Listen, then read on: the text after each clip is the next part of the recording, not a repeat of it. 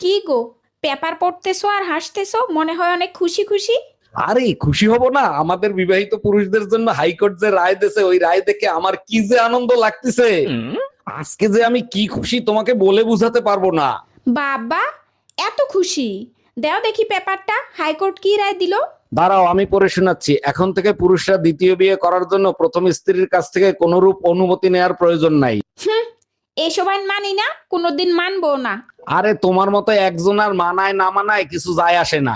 আমি একা না, সারা বাংলাদেশের বিবাহিত আপুরা সকলে একসাথে হয়ে প্রতিবাদ করব, প্রয়োজনে আন্দোলন করব। কই গো আপুরা, তোমরা কি সকলে একমত?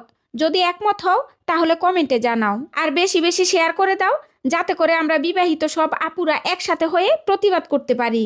আরে তোমাদের মানায় না মানায় কিচ্ছু যায় আসে না। হ, এত খুশি হইও না।